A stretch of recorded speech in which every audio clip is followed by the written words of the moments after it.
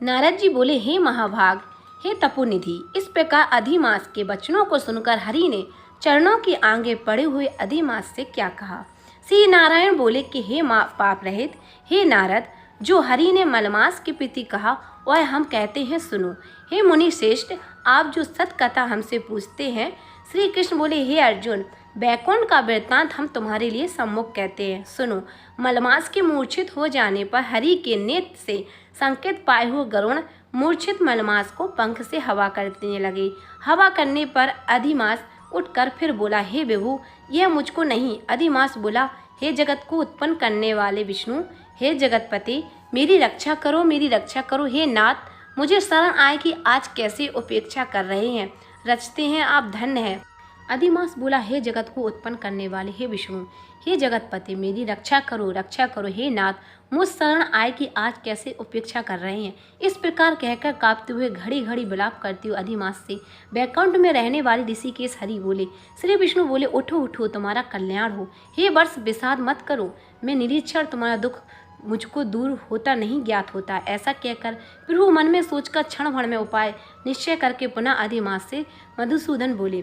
श्री विष्णु बोले, हे वत्स, योगिनियों को भी जो दुर्लभ गोलोक है वहाँ मेरे साथ चलो, जहाँ भगवान श्री कृष्ण पुरुषोत्तम ईश्वर रहते हैं। गोपियों के समुदाय के मध्य में स्थित 2 भुजा वाले मुरली को धारण किए वे नवीन मेघ के समान श्याम लाल कमल के सादृश नेत्र वाले, शरद पूर्णिमा के चंद्रमा के समान अति सुंदर मुख वाले, करोड़ों कामदेव के लावण की मनोहर लीला के धाम, पीतांबर धारण किए हुए, माला पहने, वनमाला से विभूषित, उत्तम रत्नाभाषण धारण किए हुए, प्रेम के भूषण, भक्तों के ऊपर दया करने वाले, चंदन चर्चित सर्वक, कस्तूरी और केसर से युक्त वक्ष स्थल में श्री वत्स चिन्ह से शोभित, को स्तूप मणि से विराजित, शेष से विशिष्ट रत्नों के सार से रचित, कीरट वाले कुंडलों से प्रकाशमान, रत्नों के सिंहासन पर बैठे हुए पार्षदों से घिरे हुए जो हैं वही पुराण पुरुषोत्तम परब्रह्म है। वे स्वतंत्र हैं, ब्रह्मांड के भी बीज, सबके आधार, परे से भी परे, निस्पृहा, निर्विकार, परिपूर्णतम, प्रभु माया से परे, सर्वशक्ति संपन्न, गुण रहित, नित्य सहरी, ऐसे प्रभु जिस गोलोक में रहते हैं वहाँ हम दोनों चलते हैं, वहाँ श्री कृष्ण चंद्र तुम्हारा दुख दूर करेंगे। श्री नारायण बोले। ऐसा कहकर अधिमास का हाथ पकड़कर हरि गोलोक को गए। हे मुनि, जहाँ पहले के प्रलय के समान वे अज्ञान रूप महा अंधकार को दूर करने वाले, ज्ञान रूप मार्ग को दिखाने वाले केवल ज्योति स्वरूप थे, जो ज्योति करोड़ों सूर्यों के समान प्रभा वाली, नित्य आसंग और विश्व की कारण भी थी, तथा उन स्वच्छमय प्रभु की वह अतिरिक्त की चरण सीमा को प्राप्त थी, जिस ज्योति के अंदर ही मनोहर 3 लोग विराजित थे। हे मुनि, उसके ऊपर अविनाशी ब्रह्म की तरह गोलोक विराजित है। 3 करोड़ योजन का चौथरवा जिसका विस्तार है और मंडलाकार जिसकी आकृति है, लहराता हुआ साक्षात मूर्तिमान तेज का स्वरूप है, जिसकी भूमि रत्नमय है। योगिनियों द्वारा स्वप्न में भी जो आदेश है, परंतु जो विष्णु के भक्तों से गम्य और आदिष्ट है, ईश्वर ने योग द्वारा जिसे धारण कर रखा है, ऐसा उत्तम लोक अंतरिक्ष में स्थित है। यादि व्याधि बुढ़ापा मृत्यु शोक भय आदि से रहित है। रत्नों से भूषित असंग मकानों से शोभित उन गोलोक के नीचे 50 करोड़ योजन के विस्तार के भीतर दाहिने बैकुंठ और बाएं उसी के समान मनोहर शिवलोक स्थित है। 1 करोड़ योजन विस्तार के मंडल का बैकुंठ शोभित है, वहाँ सुंदर पीताम्बरधारी वैष्णव रहते हैं। उस बैकुंठ के रहने वाले शंख चक्र गदा पग धारण किए लक्ष्मी के समान चतुर्भुज हैं। उस बैकुंठ में रहने वाली स्त्रियां बजती हुई नुपुर और करधनी धारण की हैं, सब लक्ष्मी के समान रूपवती हैं। गोलोक के बाएं तरफ जो शिवलोक है उसका करोड़ों योजन विस्तार है और वहाँ प्रलय शून्य है। सृष्टि में पार्षदों से युक्त रहता है। बड़े भागवान शंकर के गण जहाँ निवास करते हैं। शिवलोक में रहने वाले सब लोग भस्म धारण किए हैं, नाग का यज्ञोपवीत पहने रहते हैं। अर्धचंद्र जिनके मस्तक में शोभित है, त्रिशूल और पटिशधारी सब गंगा को धारण किए हैं। वीर और सबके सब शंकर के समान जयशाली हैं।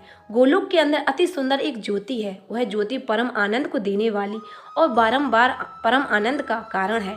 योगी लोग बारंबार योग का द्वारा ज्ञान चक्षु से आनंद जनक निराकार और परे से भी परे उस ज्योति का ध्यान करते हैं।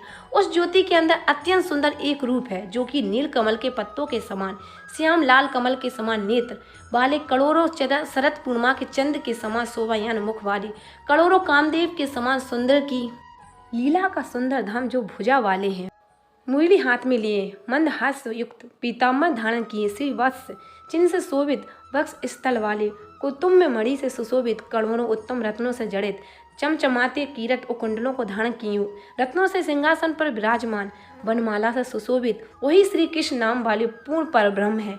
अपनी इच्छा से ही संसार को रचने वाले, सबके मूल कारण, सबके आधार, परे से भी परे, छोटी अवस्था वाले, निरंतर गोप भेष को धारण किए हुए, करोड़ों पूर्ण चंदों की शोभा से युक्त, भक्तों के ऊपर दया करने वाली, इस विकार रहित परिपूर्णतम स्वामी, रासमंडल के बीच में बैठे हुए शांत स्वभाव रास के स्वामी, मंगल स्वरूप, मंगल करने वाले युग, समस्त मंगलों के मंगल, परमानंद के राजा, सत्य रूप, कभी भी नाश न होने वाले विकार रहित, समस्त मंगलों की मंगल, परमानंद के राजा, सत्यरूप, कभी भी नाश न होने वाले विकार रहित, समस्त सिद्धों के स्वामी, संपूर्ण सिद्धि के स्वरूप, आशेष सिद्धियों के दाता, माया से रहित, ईश्वर गुण रहित, नित्य शरीरी, आदि पुरुष, अव्यक्त, अनेक हैं नाम जिनके, अनेकों द्वारा स्तुति किए जाने वाले, नित्य स्वतंत्र, अद्वितीय, शांत स्वरूप, भक्तों को शांति देने में परायण, ऐसे परमात्मा के स्वरूप को शांति प्रिय, शांत और शांति परायण जो विष्णु भक्त हैं वे ध्यान करते हैं। इस प्रकार के स्वरूप वाले भगवान कहे जाने वाले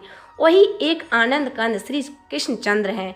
श्री नारायण बोले, ऐसा कहकर भगवान सत्य स्वरूप विष्णु आदि मास को साथ लेकर शीघ्र ही पर ब्रह्म युक्त गोलोक में पहुंचे। सूत जी कहते हैं, ऐसा कहकर सक्रिय को ग्रहण किए हुए